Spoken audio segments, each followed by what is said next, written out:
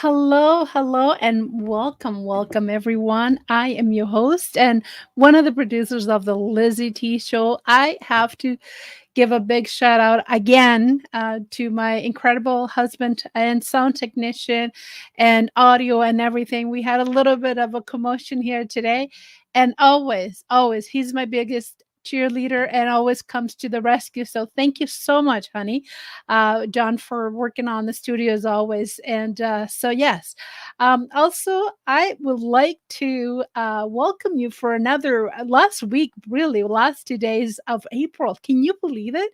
It has been such a crazy month. It feels like we had April 1st and now we have April 30th. I don't know what happened to the days between April 1st and April 30th.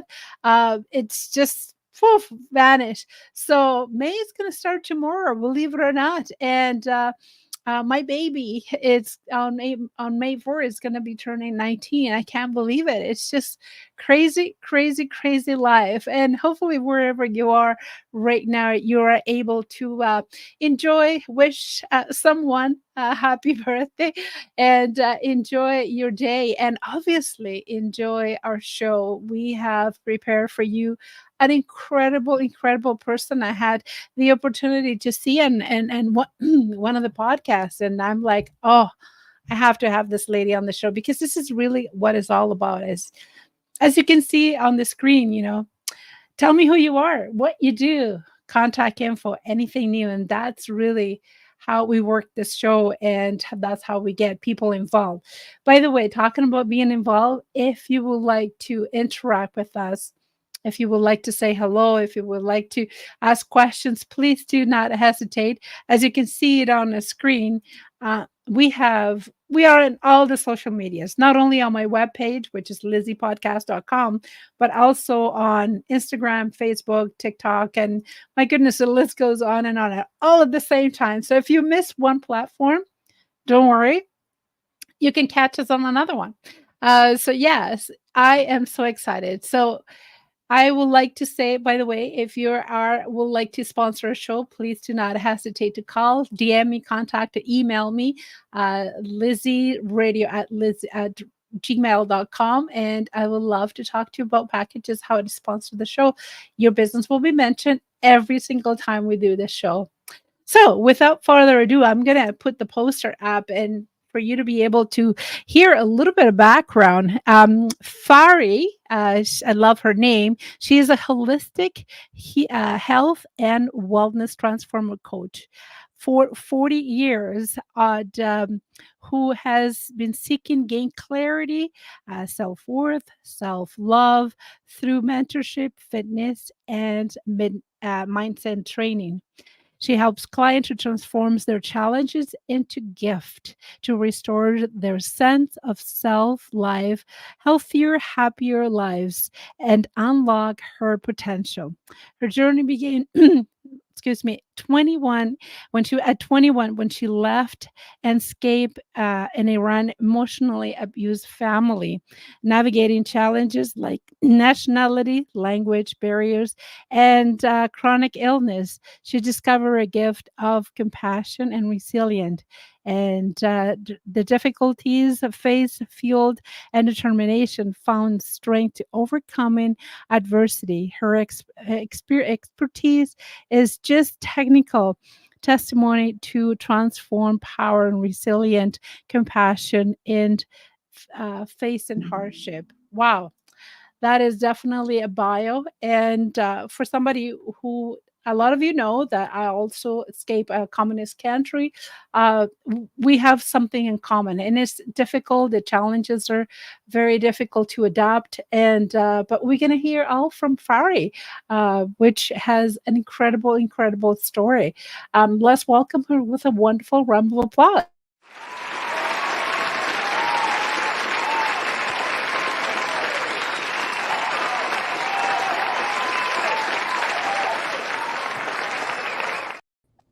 Hello, beautiful, and welcome to Canada virtually. How are you doing this afternoon?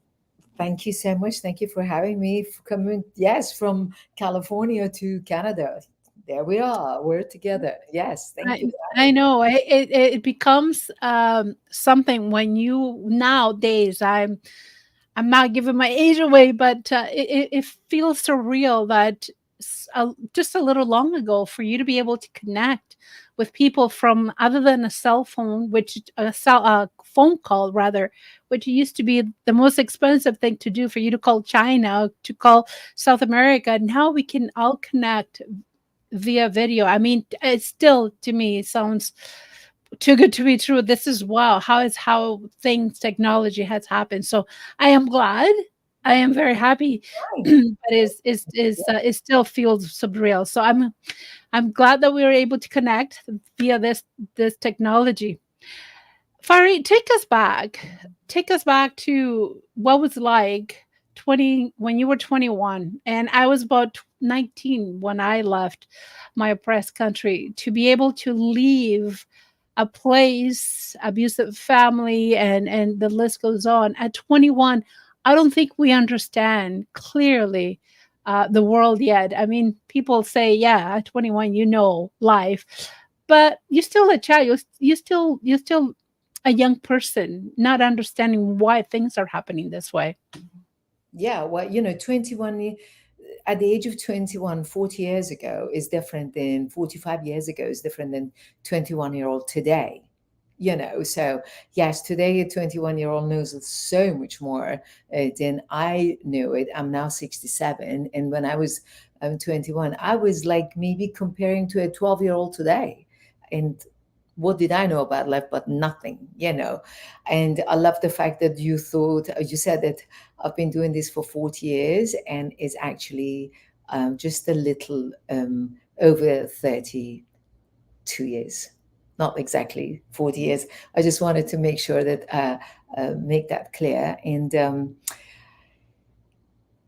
at the age of 21, I waited to 21 so I don't have the permission from my parents to have my passport issued. And at that time, I must say that I didn't run away from the government. I didn't run away from the cover for our head and all of that. I was raised exactly like how we are here today. That's how we were raised in Iran at that time. There were no cover up. There was no hijab. There was no force of the religion, and the Shah of Iran was on. And but I ran away from that, and it wasn't really the Iran country that I ran away. I ran away from my family. I ran away at that time, my father and one of my brothers. And I just wanted to pursue my happiness, my freedom. And once I got 21 and I could issue my passport and I got it. And then it was August 22nd, 1978 that I left Iran. And I thought when I leave Iran, life's going to be blossom and I am going to be, oh my gosh, it's going to be a red carpet for me to put down. And I went to England first and I wanted to come to America. And soon after I got there, the revolution started in Iran. So I never ever saw anything of it. And far from what I thought that life's going to be blossom, the misery of life and the reality of life and the race and racism and prejudice was like bombarded on all of us Iranians all over the world. And then I very soon realized life is not going to be blossom. It's going to be super, super hectic, super painful. And it was all along. And 14 years in England, and I waited to get my British passport so I can come to America via my British passport because still 32 years ago, the Iranians weren't welcome to come to America that easily. So then I came to California where I am today, and I have been here since, and this is my 33rd years, 33 years. I'm in California. And none of it was easy, I must say. I mean, nothing of it was easy in England or America. Anyone who goes to any part of the world and try a different culture, a different custom, a different language, it is challenging after challenge. At Mhm. least I would say for the first 5 years, where you can understand what's going on. I assume you went to school or took a couple of courses. English probably was a priority. I mean, you probably knew basic back home, but it wasn't in depth. How did you get involved? Was it right at the age of 25, around there, 30? I'm not sure. How did that holistic approach came into your life? Obviously, we have the background. We know what happened with your family, but was it something else that inspired you to pursue that career? Did you ended up getting a regular job after arriving in the state, or leaving from England? Give us a little bit of background for us to get to know you better, and people, you know, associate with you. Mhm. No, in England, I didn't know a word of English when I got to England. Nothing. Okay. I mean, I knew water. That's it. That's all I knew. I didn't know any other word. And my hopes were I'm going to go to England and I'm going to get my visa and I'm going to come to America. So I had no English knowledge at all. And then because it was very, very soon, like probably a couple of weeks after I got to England to figure out how am I going to go to America, and then the revolution started in Iran and everything got shut down on all the Iranians across the world. And then I ended up having to become an au pair because I didn't have any money. So I had to go somewhere. So a Scottish lady was married to a guy from Bangladesh. They had a baby and she was expecting the second one. They hired me and as a babysitter for them. So I only was allowed to go to college, or they call it college in England. It's not like school, um, um, to learn English twice a week, 2 hours each time. And there was nothing online. It was just a dictionary by my bed. And I could only learn from the dictionary and then trying to talk to my landlady and my landlord. And um, I really didn't have any English knowledge at all. So no education, no courses. There was no money. I had to work. So I did work and anything I could do to keep the roof over my head. And then when I was in there after a year after that, one of the girls that I met at the college said, let's move with me, let's live together. And it was a very, very poor lifestyle. We I mean, it was beyond poor. And we were living in this. She had a boyfriend that had an empty building in England, and there was only one bed in that empty space. And had the kitchen floor was our kitchen, was our shower. So we had one big kettle. With that kettle, we would boil water and shower with it. With that kettle, we will make soup.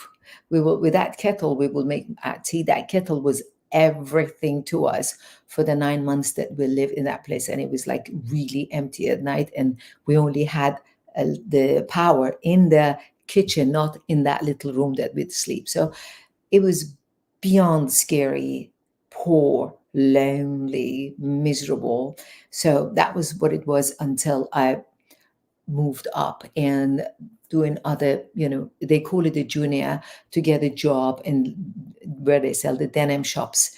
And I'd be the cleaner and all of that. So I can start working, earning money, have a room, not a home, not a Mhm. studio, a room that it was twice the size of if you have one mattress on the ground, there was no even room to put a bed. That's what I ended up having. So um, it was very, very hard. It was very difficult. But I mean, it was awful what was against us. And like one of those days, I was walking to work to be I was working for lots of beautiful, fabulous Greek people. At that time, I had 4 times hair than I do, black hair to my elbows, lots of it, ton of it. And I Right. was working in the rain and going up to work. And then um, the rain stopped. I took the umbrella off and I started walking. And then from the top where I was walking on the side on the footpath, and they were the skinheads up top, and then they emptied a bucket of green color paint all over my head and my body. And they used the N word and it said, "Oi, nigger." They called me a nigger. And they said, "Oh, nigger, go back home. You don't belong to here." Wow. I was beside devastated. I mean, I'm talking about it now with a smile. It's that many years ago, and so much Right. from it. And then when I had to walk, and the Brits were seeing me, and it was like, "Don't touch me," like that. And I'm walking to work for 20 minutes with paint all over me. Paint. And when I got into the shop, the Greek guys, who were beautiful guys, I mean, every single one of them burst into tears. And they said, "Come here." They changed my clothes and they're trying to cut my hair. They cut, and we can't take the paint off all the way until they ended up having to shave my hair. So imagine you're 23 years old, and one minute you have so much hair to your elbows, next minute you are shaved. Shaved. And those days there were no like cameras on you that you can take pictures and any of that. And for months, I never ever looked at my face in the mirror. Oh, Wow. you know, and it was one after the other one. It wasn't at all an easy life.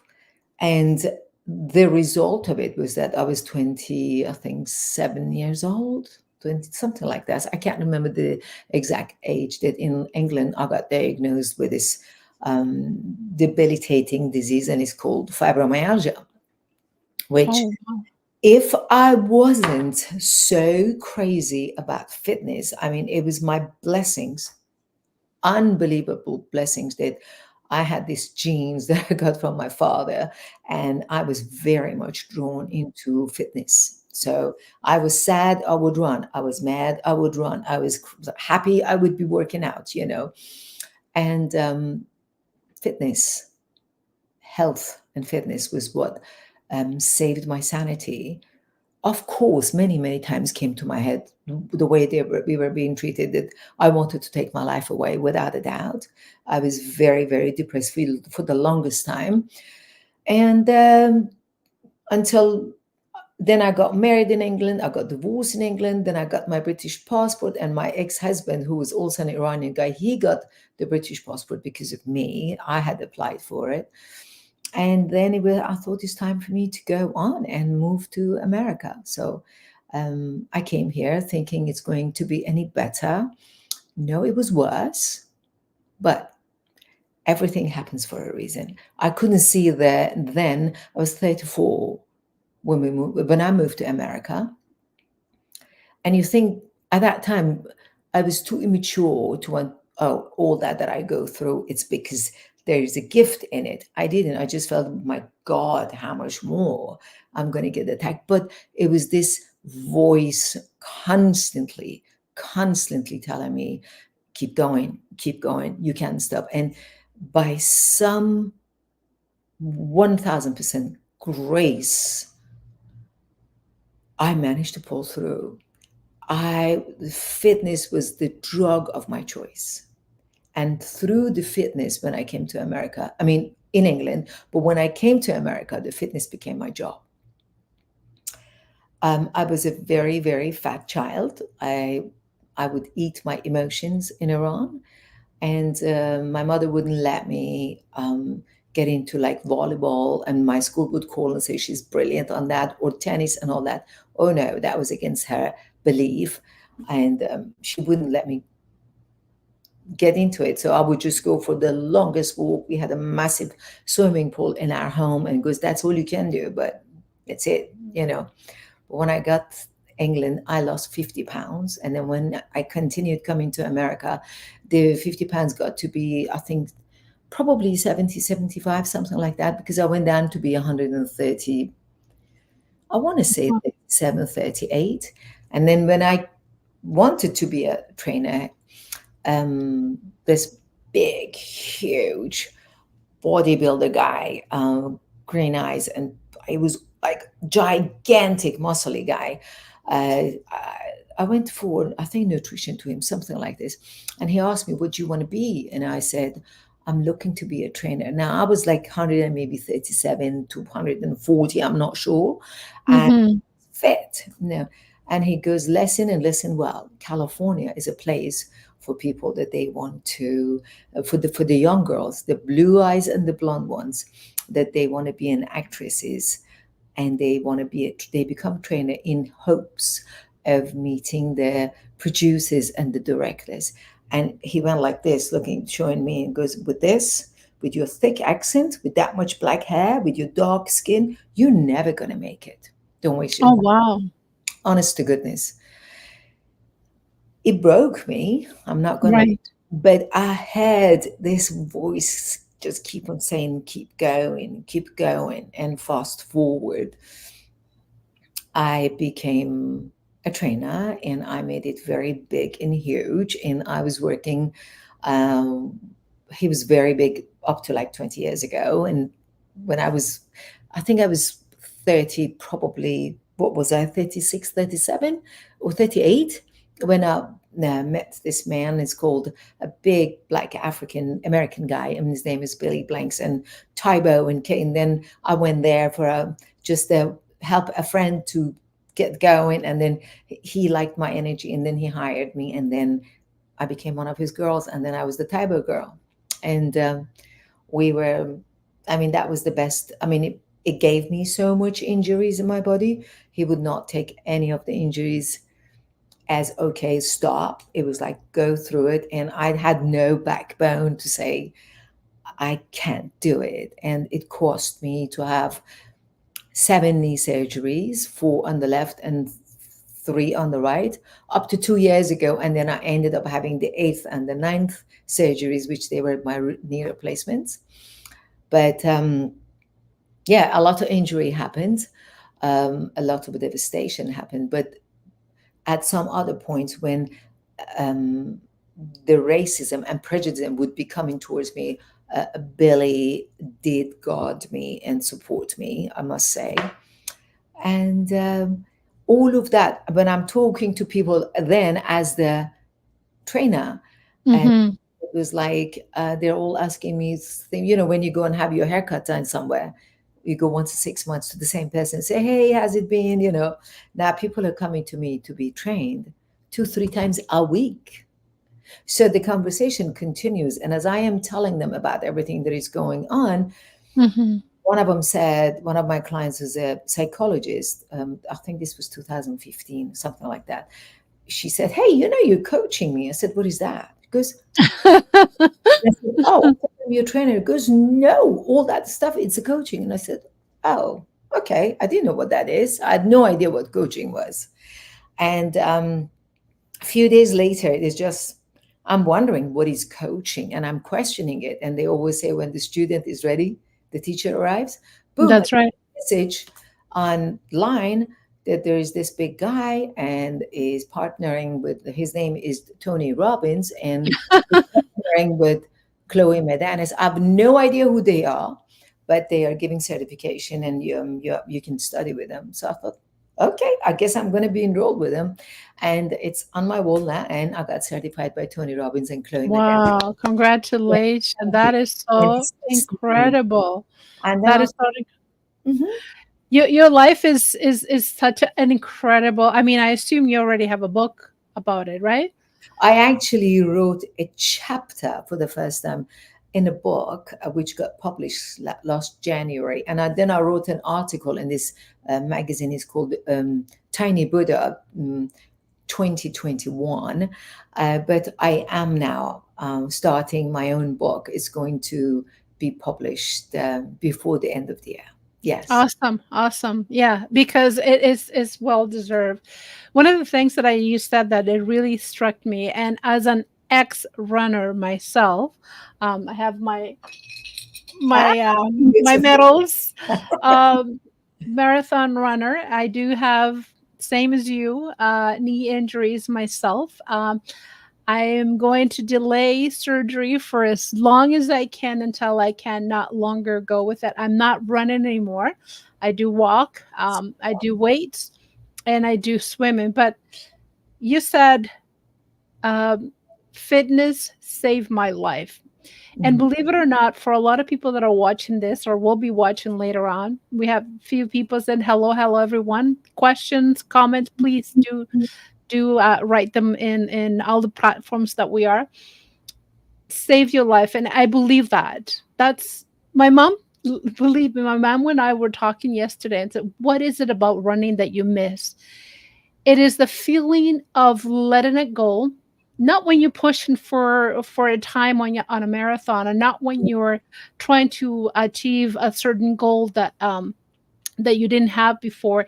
It's just that peaceful, calming rhythm where you are able kind of to fly, Mhm. and it gives you that separation of all your worries and all your concerns to just that peaceful uh, path that you can go in for a long time. Could be an hour, could be 2 hours, and it is an amazing feeling. And I believe, just like you said, um, running for me saved me many times that I could have exploded, could have said something that it wasn't meant to be said to a family member. I was able to just kind of explode that in that sense. But Mhm. in your case, it literally saved your life. You contemplated not being in this world a couple of times, maybe more than couple, and now you're using it to help others. That is incredible. Not only with your fitness coach life, but also coaching literally, because you can unite both things together. And I think it's a great revelation for you to be able to realize that this is your calling. Something kept pushing, and something kept nagging at you that this is what you should be doing. I've been reading some of your reviews and on your website, and someone said, Edward Robin said, she brings a unique combination of insight, skills, and every session. It's like every session for you and your clients is something completely unique. You don't repeat. It's not a cookie cutter. What do you say about that comment? Well, that's why one of my wonderful, I've never paid him, but I call him a mentor, this fantastic gentleman. Um, he's called Steve Hardison, who's a brilliant, brilliant, brilliant coach. And he made me change my title, that I'm not just a health and wellness coach, I'm a relationship coach. Because through everything that I've been through and creating the relationship with myself and others, and helping so many people to have this revisit to self, and how to find out that in every rejection there is a redirection. It has made me to be actually a relationship coach, transformational relationship coach. And when, just like Edward says, he's a very religious, what's the title for it? I don't want to pronounce it wrong. Jewish man, and I think it's called Kenta, if I pronounce it right, in a synagogue. And this wonderful man started with me when he was like 60, I think, four, and he is now 75. A brilliant soul. And it becomes about that person. Is not There's not one prescription for all. Is what I have to share and help Edward in what Edward needs. Or if you come to me, what you have that I need to make it is like, I'm think of a tailor that makes the outfit to made to fit you, then it only has to fit you with your body, with your height, with your size, with your preferences, with what suits your face coloring and all of that. So I can give that fitting to somebody else. That's why it's a matter of creation. What do we create for the individual in that moment that allows them to find that aha moment, and allows them to figure out that, oh, this is what's called, let me unlearn. all that I learned in the past in order for me to step into the new version of me. I don't teach anybody. I don't do anything for anyone. All I do, I help them to create that, whatever it is that they want. We together, I only guide them the way. And I said, okay, what do we get out of this? What do we get out of next step? Where are we going to go with this? So it's a matter of creating in that moment with the individual. And that's what um, Richard Edward was talking about. I That's do the not want to forget because I know me and you, we could talk all day. And I know I promised I wasn't going to take very much time of your busy schedule. Where can people find you right now? Internet, as I mentioned earlier, is the best place for us to meet. I assume that you do things online and in person, and obviously with your classes for fitness classes can vary as well. But can you share with us your uh, website? Sure. Just like you said, you went on my website. My website is www.fari transformation, one word. I use the transformation in all of my platforms because it's a matter of transforming. So faritransformation.com is my website. And if you want to email me, is Fari at Fari Transformation. And these two are the best, the easiest way to find me. And Instagram is Fari Transformation as well. But I think my Facebook is actually my husband's last name, Fari Gunzak, is either that or, but if you put Fari Transformation, it all comes up. Best and best and best is my website.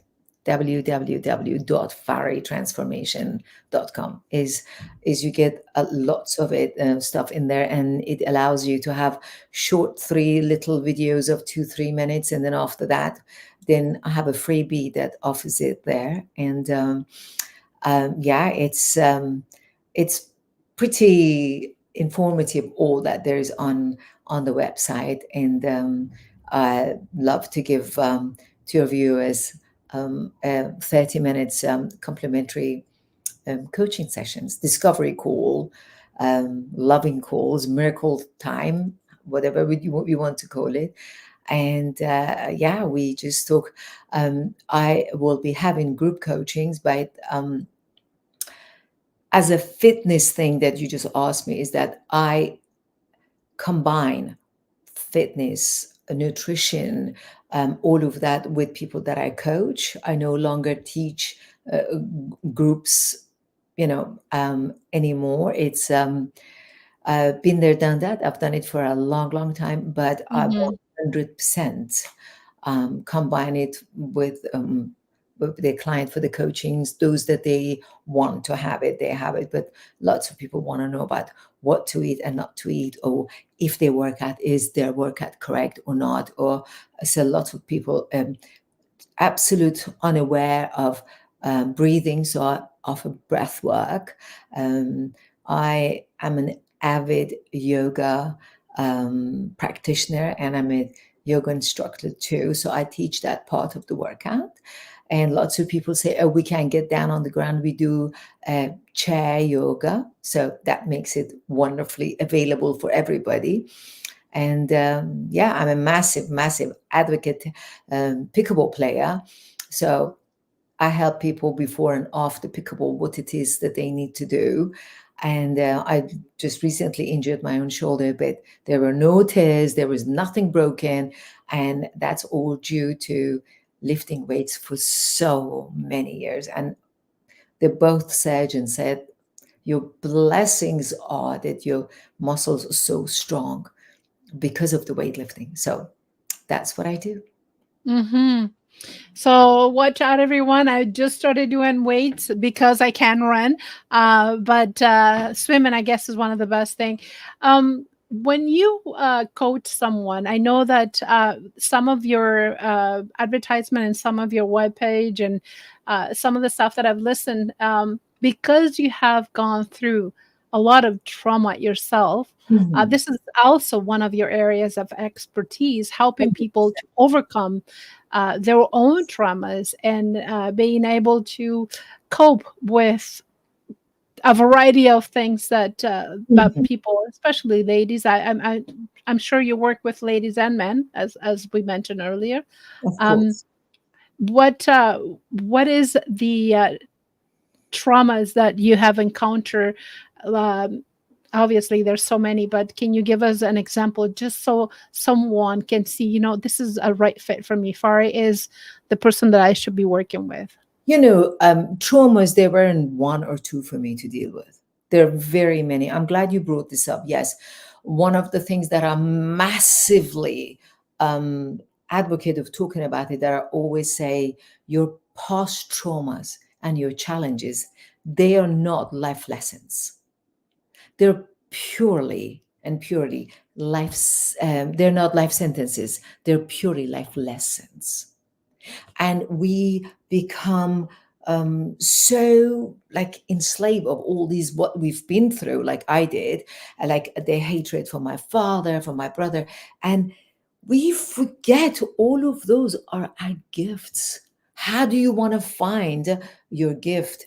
In when you get raped, when somebody steals from you, when your heart is broken, when you get cheated on. Believe me, I got cheated on by my ex-husband. I got cheated on by many boyfriends. Oh, the way my father physically beat me up many times, not just me, every sisters and brothers in the family got everything you can think of. I had to go through in life. And that's why when I pass through it, and I always say, there's only one way to get there is to walk through the fire. You Mm-hmm. cannot zigzag it. No, you've got to walk through the fire to get to the other side of it. And all of that has allowed me to very strongly and bravely today say your past challenges, your past traumas are Mm-hmm. only and only a life lessons. Look for the diamond in them rather than looking as a, oh, poor me, I'm the victim. Oh, I'm such a mother. And I said, no, let's help you. Let's see fibromyalgia. I've suffered since 27 years of age. I'm 67. If I didn't do what I've been doing, if I didn't Mm-hmm. have my spirituality, I do not belong to any religion. My religion is me and my God. I'm a slave of God. I love God. I speak to God 90 times an hour. My relationship with God, with who I am, it has empowered me to stand strongly here and I say, hey, beautiful soul, let's help you find Mm-hmm. where you are. Overeating, when you see your kids are heavy, they are crying out for help. Listen to The them. crime. It's Listen. exactly. They are telling you something. Listen to them. Don't beat them up more. Listen to what the message is. What are they telling you? I was overweight. I was eating left and right. There was nobody to hear me. No, I wish I had someone like with my knowledge today that it was in my life and I would lift me up and then I wouldn't be so tormented before. But now I look back to this day, there is like you can give me all the compliment in the world and I think, oh, really, me? You think I'm worth? You sure? You talking to me? And I look around because of my upbringing. I don't know how to quite take it in, and I'm working on it all the time. But there's so much more deeper traumas in life than that.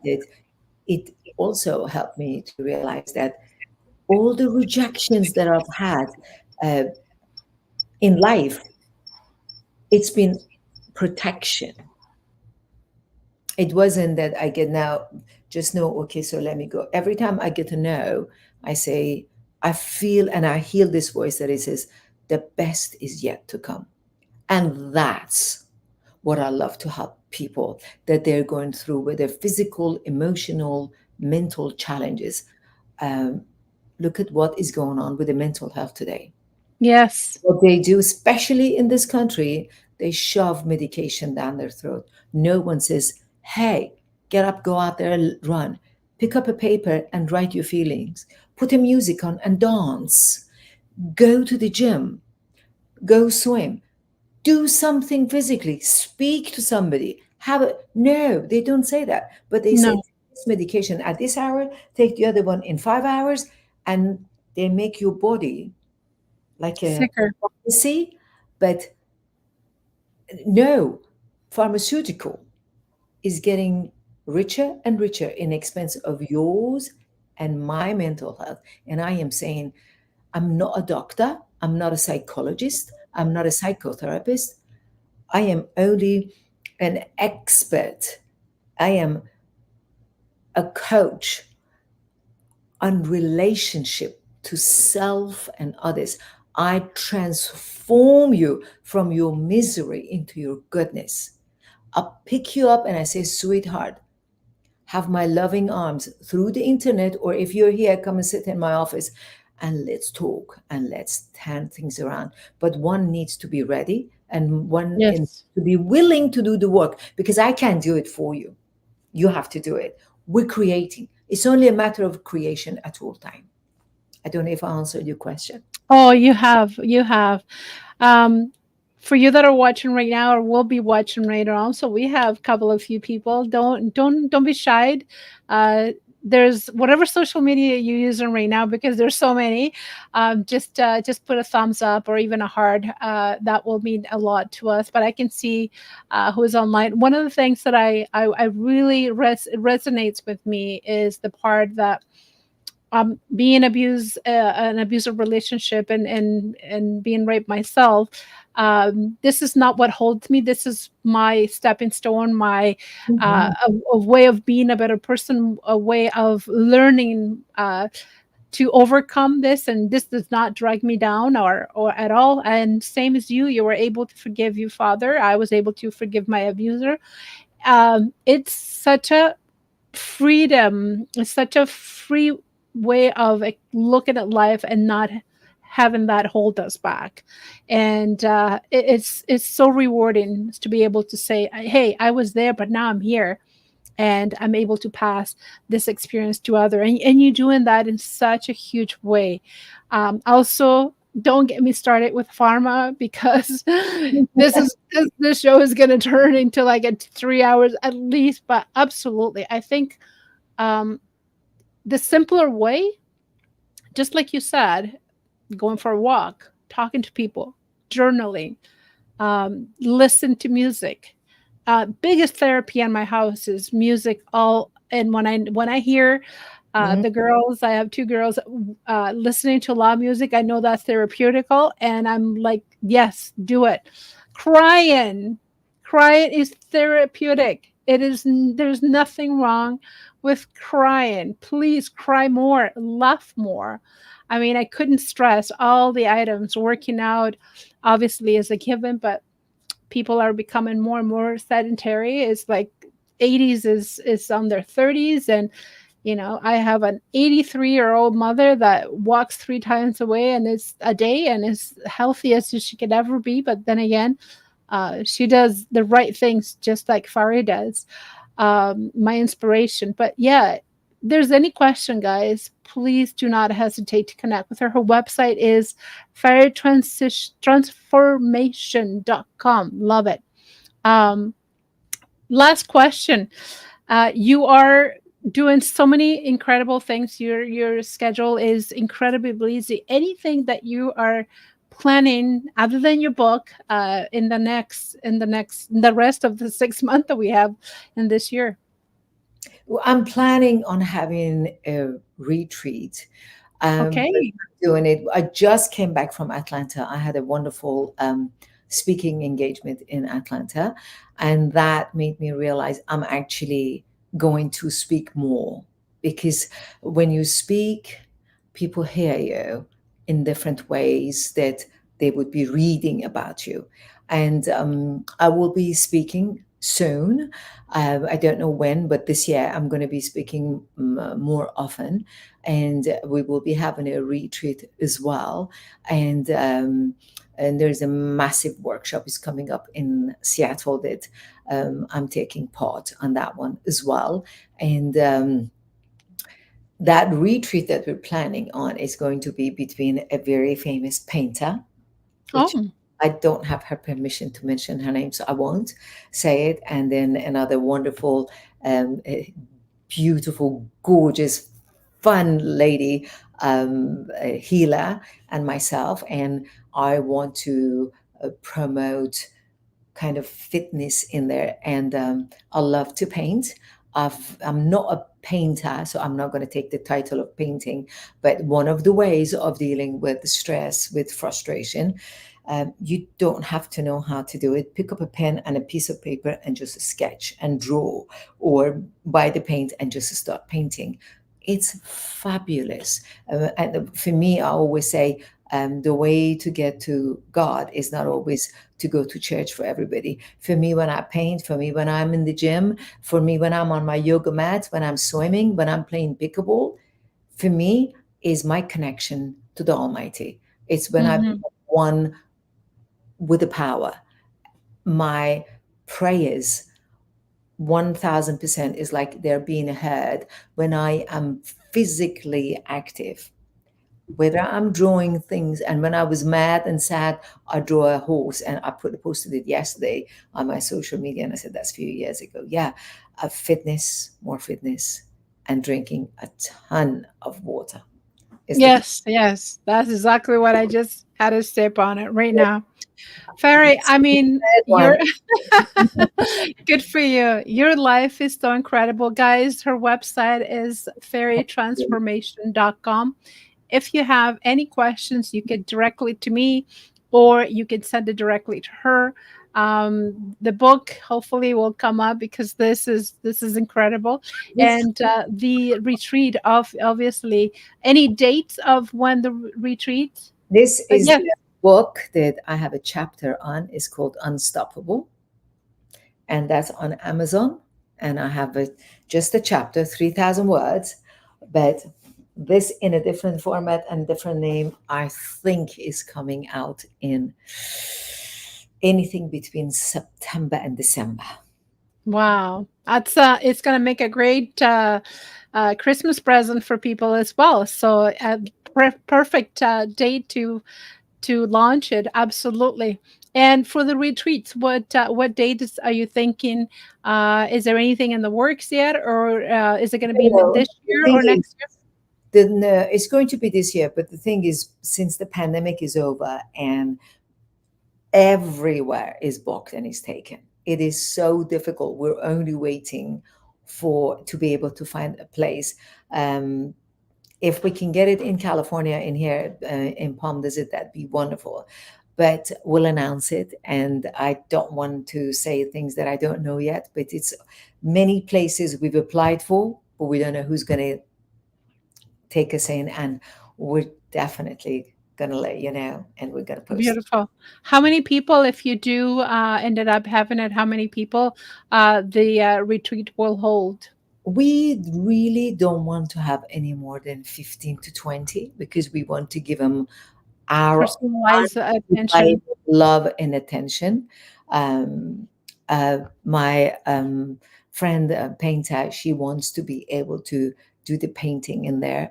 I want to be able to do many different workouts throughout.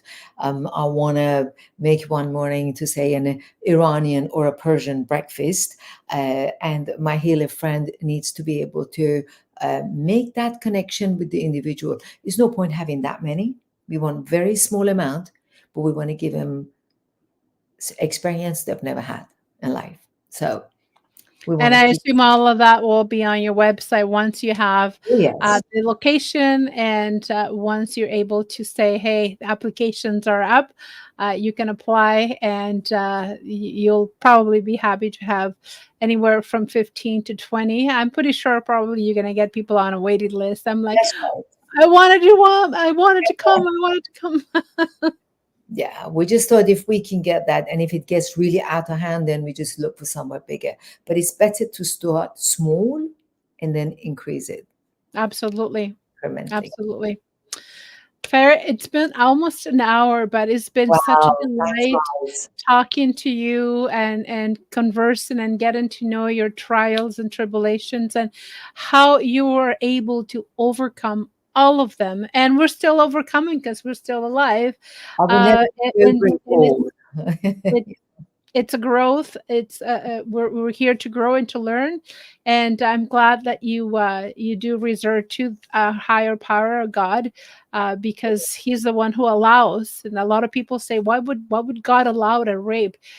There's a reason, and we did learn, we did grow up, and we're able to say, hey, I've gone through that and I can help you because I've gone through that. So that's what you're doing, and I think that's beautiful, that's incredible. Kudos to you, congratulations on Thank you. everything that you have accomplished, and I know that I'm going to hear a lot more about you in the days to come. This is not it. You're an incredible lady. I You. salute you. Thank My you. hats to you. My hats to you. And yeah, let's keep connecting. So Absolutely. everyone, we will be back. But any last word, my dear friend? I just want to say I'm nothing without God. And it's like I am literally, I thank Him for every step of the way that I went through. And I say life is all about the choices we make. So choose wisely and make sure what you choose for yourself